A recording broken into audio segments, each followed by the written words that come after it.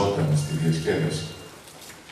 Αναζητούσε σύμβολα από το ιστορικό μας παρελθόν, ώστε μέσα από σύγχρονες αναφορές να εκφράσει καινούργια οράματα και να αγγίξει γνήσιες νεοελληνικές ευαισθησίες που τροφοδοτούσε η μνήμη. Μας κυρίευε εκείνα τα πρώτα χρόνια της μεταπολίτευσης, λέει ο συνθέτης, ένα βαθύ αίσθημα πατριωτικής και αισθητικής αυτογνωσίας. Έτσι, όταν ο Μάνος Ελευθερίου μου πρότεινε τα τραγούδια για τον Μακρυγιάννη, τα δέχτηκα με μεγάλη χαρά. Με συνέφερνε πάντα η γιορτή του 21, όπου μου ερχόταν καθαγιασμένη η θυσία μέσα από τα αρώματα και τις μυρωδιές της Άνοιξης.